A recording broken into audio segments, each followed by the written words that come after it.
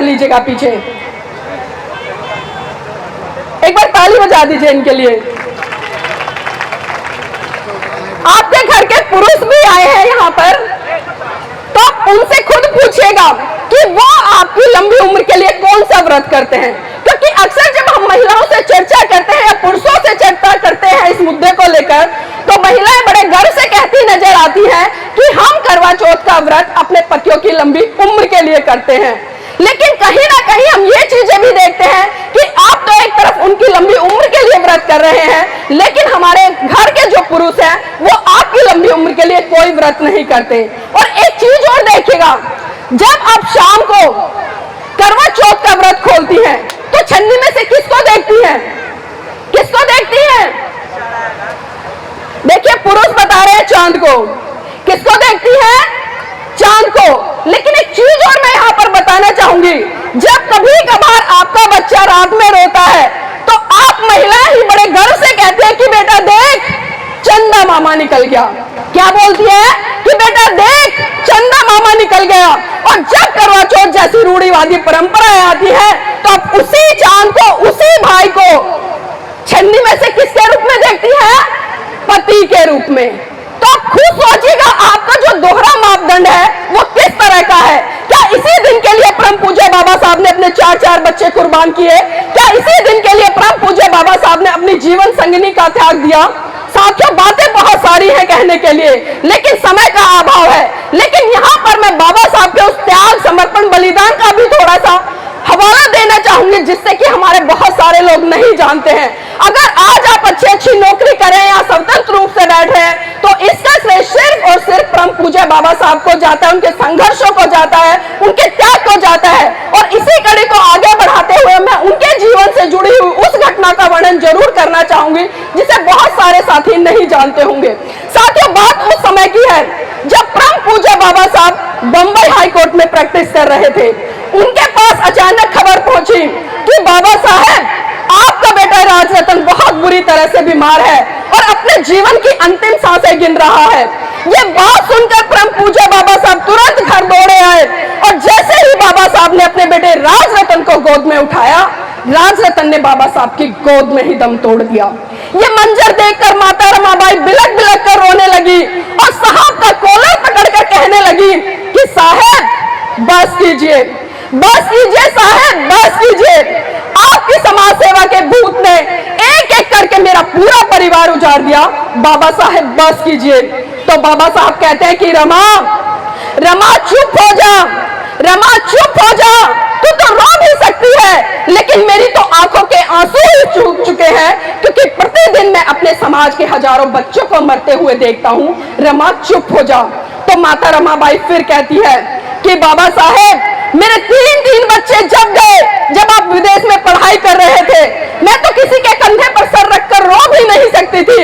लेकिन आप मुझे एक बात बता दीजिए कि आज जब आपका बेटा राजरतन, जो कि सबसे लाडला और प्यारा और दुलारा था आपका, आज वो इस दुनिया में नहीं रहा, तो मैं कैसे चुप हो जाऊं। तो फिर बाबा साहब वही बात कहते हैं कि रमा चुप हो जा, चुप हो जा रमा, चुप हो जा, क्योंकि प्रतिदिन मैं अपने समाज के हजारों बच्चों को मरते हुए देखता हूँ। रमा चुप हो जा।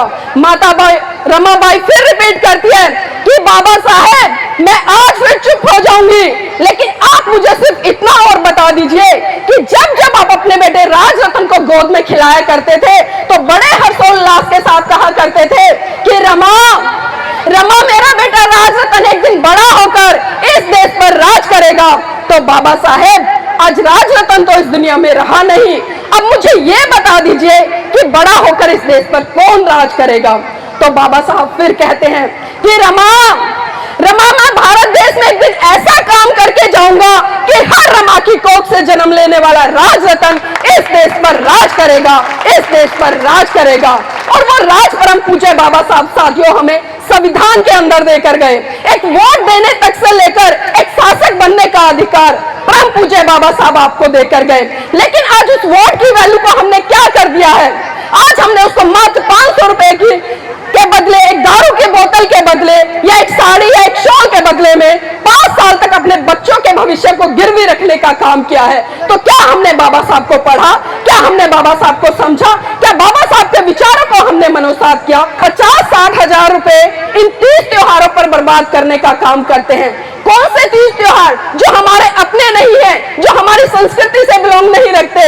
साल में हम कम से कम 10-12 त्योहारों को ऐसे मना लेते हैं जिसपे कि हर त्योहार पे 5 से लेके 6,000-7,000 रुपए हम खर्च करते हैं। अगर यही कैलकुलेशन मैं निकालूं तो पूरे साल में 50-60 हजार रुपए खर्च हो जाता है। लेकिन यहाँ पर मैं कहना चाहूंगी कि वही 50-60 हजार रुपए आप उन 30 त्योहारों पर ना लगाकर बल्कि अपने बच्चों की शिक्षा पर लगाएंगे ना, तो आज मैं बिहार की इस धरती पर बड़ी गारंटी के साथ कहती हूँ कि आपके बच्चे आने वाले समय में इस देश के डॉक्टर बनेंगे, इंजीनियर बनेंगे, जज बनेंगे, यहाँ तक कि इस देश के प्रधानमंत्री भी बनेंगे। लेकिन जरूरत है आपको सही दिशा में काम करने की। यहाँ पर मेरी मातृशक्ति भी बैठी है, मैं उनसे भी कुछ कहना चाहूंगी, क्योंकि अगर मैं किसी भी श्रृंखला में बात करूं कर्मकांड को आगे बढ़ाने की, तो सबसे पहली पंक्ति पे वहां पर मेरी मातृशक्ति दिखाई देती है। हमारे पुरुष आज बहुत ज्यादा जागरूक हो गए हैं, इन कर्मकांडों से बहुत दूर निकल गए हैं, लेकिन बहुत सारी चीजें ऐसी भी हैं कि कहीं ना कहीं हमारे घर के पुरुष ही उन महिलाओं को बढ़ावा देने का काम करते हैं। साथियों, साल में बहुत सारे त्योहार आते हैं, बहुत सारे व्रत भी आते हैं। यहाँ पर मैं एक व्रत की जरूर चर्चा करना चाहूंगी। यहाँ पर पुरुष भी बैठे हैं, महिलाएं भी बैठी हैं।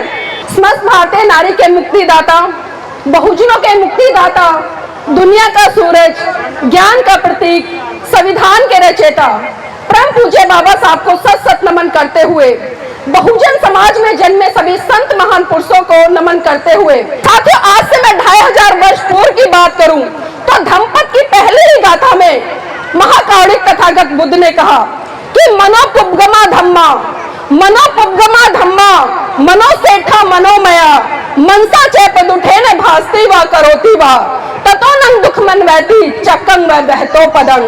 अर्थात मन सभी प्रवृत्तियों का अगवा है।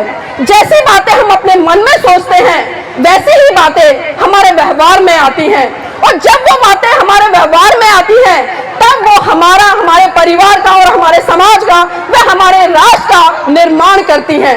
लेकिन जरूरत यह है कि किस तरह की बातें हमारे मन में आ रही हैं।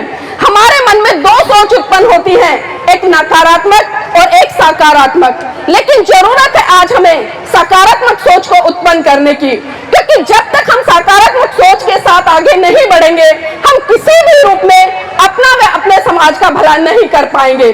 साथ ही जिस तरह से आज हम देख रहे हैं कि पूरे भारत देश की जो स्थिति है कितनी दयनीय है।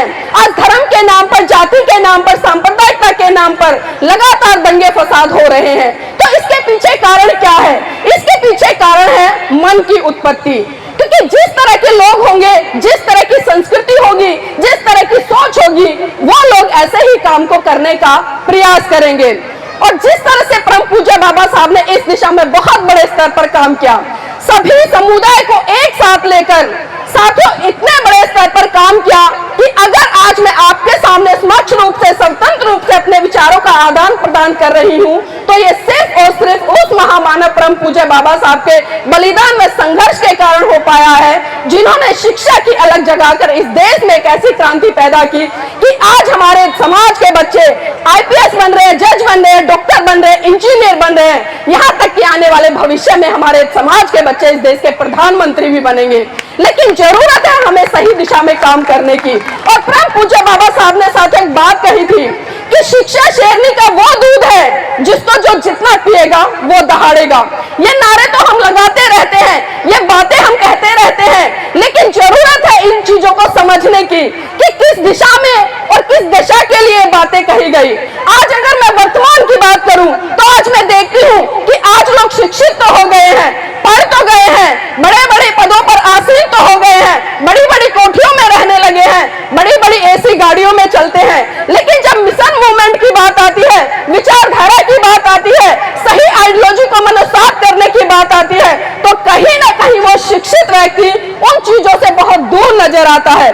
लेकिन इस कड़ी में मैं धन्यवाद भी देना चाहूंगी उन बुद्धिजीवी लोगों को जो आज उच्च पदों पर पहुंचकर लेकर परम पूज्य बाबा साहब की आइडियोलॉजी को आगे बढ़ाने का काम कर रहे हैं। अगर मैं उदाहरण के तौर पर मैं यहाँ पर वर्तमान में अभी बात करूं तो हमारे बीच में प्रोफेसर रतन लाल जी हैं, जो कि दिल्ली विश्वविद्यालय में पढ़ाते हैं और बड़े ही दबंगाई से अपनी बात को रखने का काम करते हैं। पिछले दिनों जिस तरह से साथियों आप सबने देखा कि भावनाओं का मुद्दा पूरे देश में उछला और किस तरह से छोटी छोटी बातों को लेकर लोगों की भावनाएं आहत हो जाती हैं, तो हमें बोलते वक्त भी 100 बार सोचना पड़ता है कि कब कैसे किसकी भावनाएं आहत हो जाए। तो इसको भी हमें सोचने से पहले बहुत ज्यादा सोचना पड़ता है, क्योंकि जिस तरह से हम देख रहे हैं कि आज अपनी ही अभिव्यक्ति की आजादी हमसे छिन रही है, तो जरूरत है इस दिशा में हमें सही तरीके से अपनी बात को रखना होगा। हम बातें तो सही कहते हैं, लेकिन सामने वाले व्यक्ति उसको किस मंशा से, किस दृष्टिकोण से देखते हैं और किस मंशा के तहत हमारे अपने लोगों पर एफआईआर कराने का काम करते हैं, ये भी हमें भली भांति सोचना पड़ेगा। और एक चीज और मैं यहाँ पर कहना चाहूंगी, साथियों हमें सपने बड़े देखने होंगे, हमें सपने बड़े देखने होंगे। जब तक हम सपने बड़े नहीं देखेंगे तब तक हम काम भी बड़े नहीं करेंगे। और इसी कड़ी में परम पूज्य बाबा साहब ने एक कोटेशन कही थी कि लो एम इज क्राइम, मतलब छोटा लक्ष्य अपराध है। आज हमें अपने लक्ष्य को इतना बड़ा बनाना पड़ेगा कि कम से कम हम उस लक्ष्य पर ना पहुंचे तो उसके बराबर तो पहुंच जाए। यहाँ पर मैं छोटा सा उदाहरण देकर समझाना चाहूंगी। जिस तरह से हम देखते हैं कि जब हमारे समाज में महिला गर्भवती होती है और उसके घर में जो बच्चा होता है, तो कहीं ना कहीं उसके मन में कैसे विचार आते हैं, वो सोचती है कहाँ 4th क्लास की जॉब खाली होगी जहां पर मेरा बच्चा जाकर जॉब करेगा। लेकिन वही दूसरी संस्कृति की महिलाओं की अगर मैं बात करूं तो जब वो प्रेग्नेंट होती है तो वो सोचती है कहां पर एसीपी डीसीपी जज की कुर्सी खाली होगी जहां पर मेरा बच्चा जाकर बैठेगा। तो साथियों ये सिर्फ सोच का फर्क है कि एक तरफ तो हम 4th ग्रेड की नौकरी के लिए सोच रहे हैं और दूसरी तरफ हम जज एसीपी डीसीपी बनने की सोच रहे हैं। तो अपनी सोच को हमें सही तरीके से मनोसात करना होगा।